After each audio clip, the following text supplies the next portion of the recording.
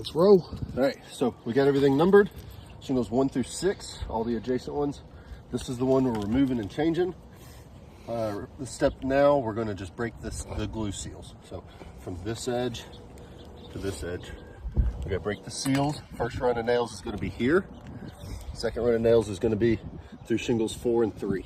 So start here. Shingle 1 goes all the way over to this corner.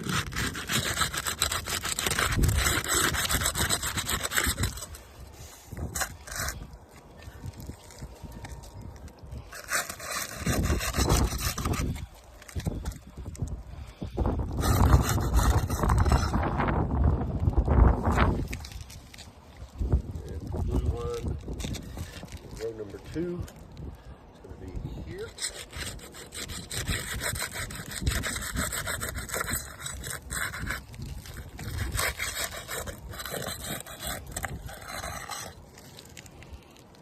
All right, stop.